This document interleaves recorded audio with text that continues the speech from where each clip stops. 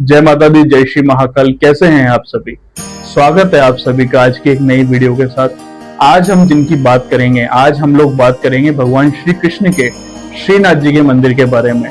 ये श्रीनाथ जी का मंदिर सबसे पहले कहाँ पे था, कैसे इसकी स्थापना राजस्थान में हुई, कैसे राजस्थान के नाथ द्वारा के अंदर इतना भव्य और सुंदर प्राचीन श्रीनाथ जी का मंदिर बना, ये सब चीजें आज हम इस वीडियो में जानेंगे। वीडियो शुरू करने से पहले मैं आप सभी से कहूंगा कि वीडियो में अंत तक बने रहें ताकि आप किसी भी जानकारी से, महत्वपूर्ण जानकारी से पीछे न छूट जाएं। तभी आपको ये वीडियो समझ में आएगा, तो वीडियो को लास्ट तक जरूर देखें। चलिए वीडियो शुरू करते हैं। औरंगजेब और श्रीनाथ जी का प्रसंग भारतीय इतिहास, धार्मिक आस्था और मेवाड़ के साहस का एक महत्वपूर्ण अध्याय है।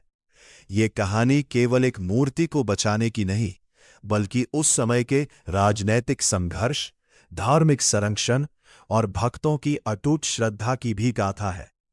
आज राजस्थान के प्रसिद्ध तीर्थ स्थल नाथद्वारा में विराजमान भगवान श्रीनाथ जी की मूर्ति के पीछे एक रोचक इतिहास जुड़ा हुआ है, जो मुगल सम्राट औरंगजेब के शासनकाल तक पहुंचता है। श्रीनाथ जी कौन है? श्रीनाथ जी भगवान श्री कृष्ण के ही बाल स्वरूप की छवि है। श्रीनाथ जी जब मथुरा के अंदर भगवान इंद्र का प्रकोप चरम सीमा पर था, वहां पर सभी लोग बारिश से बहुत ज्यादा परेशान थे, सभी जगह बहुत ज्यादा बाढ़ की स्थिति हो गई थी। तब श्री कृष्ण भगवान ने अपनी तर्जनी उंगली के ऊपर पूरा गोवर्धन पर्वत उठाया और जितने भी जो ब्रजवासी थे उन सभी ने वो गोवर्धन पर्वत की शरण ली। गोवर्धन पर्वत उठाने का जो छवि है ठाकुर जी का, उसी को हम लोग श्रीनाथ जी के रूप में देखते हैं। ये सब चीजें होने के बाद श्रीनाथ जी की स्वयंभू जो मूर्ति है वो गोवर्धन पर्वत के पास ही मथुरा में विराजमान थी। तो ये वही मूर्ति है जिसे आज हम लोग सभी श्रीनाथ जी के नाम से जानते हैं। पर श्रीनाथ जी की प्रतिमा की सेवा पुष्टि मार्ग के संस्थापक वल्लभाचार्य जी और उनके अनुयायियों द्वारा की जाती थी।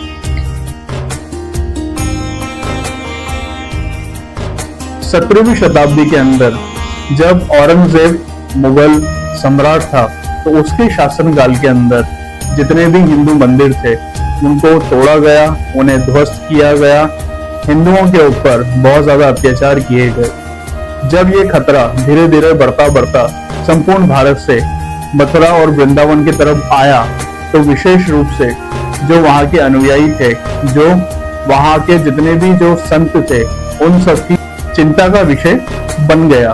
उन्होंने सभी ने निर्णय किया कि हम लोग यहाँ से श्रीनाथ जी की प्रतिमा को कहीं दूर भेज देते हैं, क्योंकि अगर भगवान की प्रतिमा को खंडित किया गया तो कलयुग के अंदर जितने भी कृष्ण भक्त हैं, जितने भी सनातनी हैं, वो सभी इस दिव्य प्रतिमा के दर्शन करने से वंचित रह जाएंगे। उन सभी ने निर्णय किया, तैयारियां की, एक विशेष रूप से रथ तैयार किया गया।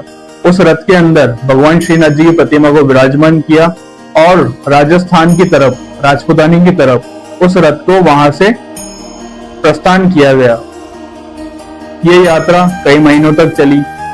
यात्रा के बीच बीच में जब भी वो लोग रुकते थे तो गुप्त रूप से श्रीनाथ जी की प्रतिमा को छुपा देते थे, ताकि किसी भी मुगल को, किसी भी आक्रमणकारी को उस घटना के बारे में, उस मूर्ति के बारे में पता ना चले।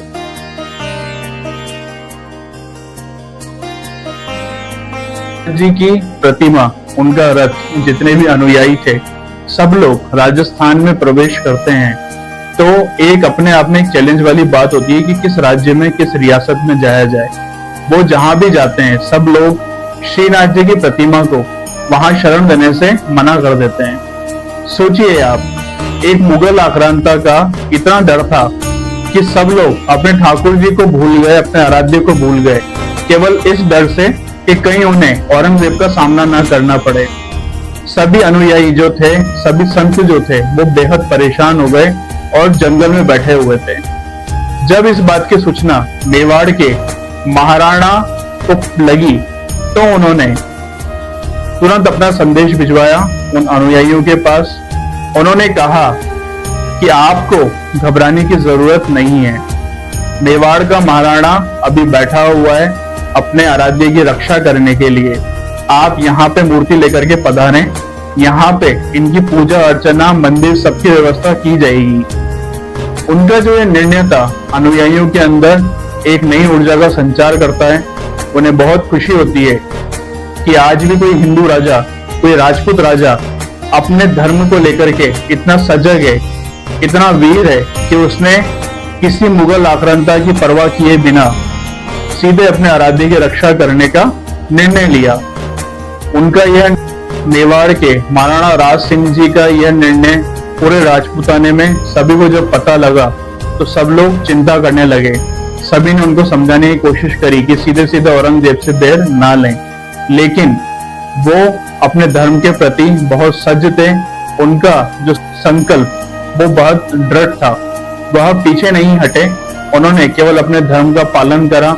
श्रीनाथ जी की जो प्रतिमा थी, जितने भी अनुयायी थे, संत थे, उन सभी को राज सिंह जी ने अपने राज्य के अंदर शरण दी और श्रीनाथ जी के पावन कर कमल जब मेवाड़ के अंदर पड़े तो राज सिंह जी बहुत खुश हुए।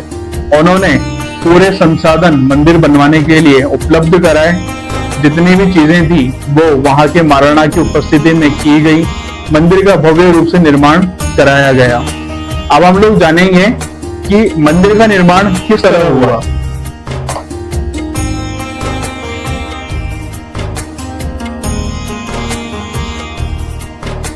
श्रीनाथ जी की प्रतिमा जितने भी अनुयायी जब मेवाड़ की सीमा में प्रवेश करते हैं तो वर्तमान में नाथ द्वारा के समीप सिहाड़ गांव में यकायक अचानक से जो रथ था जिसमें श्रीनाथ जी की प्रतिमा विराजमान थी वो वहीं रुक गया और जो रथ के पहिए थे वो कीचड़ में धंस गए। सभी भक्तों ने, आसपास के जो वहां के लोकल लोग थे, ग्रामवासी थे, अनुयायी थे, सबने अपने बल का प्रयोग करके काफी प्रयत्न किए कि जो रथ के पहिए हैं वो वहां से बाहर आ जाएं, लेकिन मानो कि रथ को स्वयं ठाकुर जी ने पकड़ लिया हो। वो जाना ही नहीं चाहते हो उस जगह से। सबने बहुत कोशिश की, लेकिन अंत में सबको भगवान का यह संकेत समझ में आ गया। जो अनुयायी थे वो उन्होंने कहा और वो भगवान का संकेत समझ गए थे कि भगवान यहीं विराजमान होना चाहते हैं। वर्तमान में जो श्रीनाथ जी हैं, नाथ द्वारा है, वहीं पर उनका भव्य मंदिर का निर्माण कार्य शुरू किया गया। राज सिंह जी के नेतृत्व में महाराणा राज सिंह जी खुद वहां पे उपस्थित होकर के मंदिर के बनाने में जितने संसाधन, जितनी सामग्री चाहिए होती थी वो सभी उनके द्वारा वहां पे उपलब्ध कराई गई। इस तरह मंदिर का निर्माण कार्य शुरू हुआ और श्रीनाथ जी वहां पर विराजमान हुए। आइए जानते हैं औरंगजेब और श्रीनाथ जी के चमत्कार के बारे में। लोक कथा क्या कहती है, स्क्रीन पे देखिए।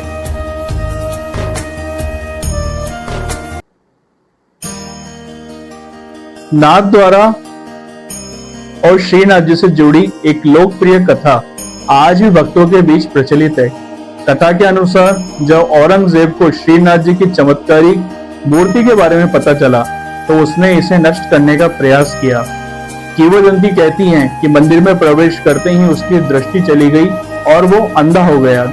भयभीत होकर उसने भगवान से क्षमा मांगी। तब उसे आदेश मिला कि वह मंदिर की सीढ़ियों को अपनी दाढ़ी से साफ करे। जैसे ही उसने ऐसा किया उसकी आंखों की रोशनी वापस लौट आई। लोक विश्वास के अनुसार पश्चाताप स्वरूप उसने श्रीनाथ जी को एक बहुमूल्य हीरा भेंट किया जो बाद में श्रीनाथ जी के श्रृंगार का हिस्सा बना। इस घटना का ऐतिहासिक प्रमाण है, आइए जानते हैं। यह समझना महत्वपूर्ण है कि उपरोक्त चमत्कारिक घटना का कोई प्रमाणिक ऐतिहासिक दस्तावेज उपलब्ध नहीं है। इसे मुख्यतः लोक कथा और धार्मिक परंपरा के रूप में देखा जाता है। हालांकि श्रीनाथ जी की मूर्ति को औरंगजेब के काल में गोवर्धन से मेवाड़ लाया गया था और महाराणा राज सिंह ने उन्हें संरक्षण दिया था। यह तथ्य ऐतिहासिक स्रोतों से व्यापक रूप से स्वीकार किया जाता है। इसके प्रमाण रूप से साक्ष्य भी हैं और इतिहास में हमें जानने को भी मिलता है। नाथ द्वारा क्यों है विशेष? आज नाथ द्वारा भारत के सबसे महत्वपूर्ण वैष्णव तीर्थों में से एक है। नाथ द्वारा की विशेषताएं क्या है? श्रीनाथ जी का विश्व प्रसिद्ध मंदिर है, पुष्टि मार्ग का प्रमुख केंद्र है, प्रतिदिन होने वाले 8 दर्शनों की परंपरा है यहाँ पर, पिछवाई कला का वैश्विक केंद्र है, लाखों श्रद्धालुओं की आस्था का स्थान है, राजस्थान के प्रमुख धार्मिक पर्यटन स्थलों में शामिल है। आज भगवान श्रीनाथ जी का यह मंदिर अपने आप में आस्था, संस्कृति, कला, इतिहास का एक प्रमुख केंद्र बना हुआ है। करोड़ों भक्ति की आस्था का यह केंद्र इस बात को प्रमाणित करता है कि कोई कितनी ही कोशिश कर ले, लेकिन भक्त और भगवान के बीच में कोई भी नहीं आ सकता। समय कितना भी बलवान हो, लेकिन भक्ति की शक्ति के आगे हर एक सुल्तान, हर एक अहंकारी को झुकना पड़ता है और उसकी हार निश्चित होती है। मुगल सम्राट ने जितनी भी कोशिश करी, लेकिन वो आज हमारे श्रीनाथ जी की छवि को बर्बाद नहीं कर पाया, ना ही ध्वस्त कर पाया। अगर आपको भी ये रोचक इतिहास की बात अच्छी लगी हो, अपने आराध्य की जो संघर्ष की एक इतिहास के पन्नों से जो आज हमने ये वीडियो बनाई है, कैसे भगवान श्रीनाथ जी राजस्थान में विराजमान हुए, उनके जीवन काल में जितने भी अनुयायी थे, वहां से मथुरा से मेवाड़ लाने तक के बीच में उनको कितनी कठिनाइयों का सामना करना पड़ा, कैसे उनका संघर्ष हुआ। अगर ये सारी जानकारियां आपको पसंद आई हो तो अपने सभी मित्रों के साथ, परिवारजनों के साथ, आपके सभी सर्किल में इस वीडियो को शेयर करें, ताकि प्रत्येक हिंदू तक, प्रत्येक सनातनी तक ये जानकारियां पहुंचे। आज के समय में जितनी भी हमारी जनरेशन है, सभी के पास ऐसी भक्ति में हमारे आराध्य के प्रति जो हमारा समर्पण है, इस तरह की जानकारियां पहुंचनी चाहिए। तो आप सभी का कर्तव्य है कि अपने धर्म की जो बात है सभी लोगों तक पहुंचाएं। वीडियो पसंद आई हो तो चैनल को सब्सक्राइब करना, शेयर करना, लाइक करना, बेल आइकन प्रेस करना। तब तक के लिए चलते हैं, अगली वीडियो में मिलेंगे हम लोग। अपना ध्यान रखिएगा। जय श्रीनाथ जी, जय माता दी, जय श्री महाकाल, जय हिंद, जय भारत।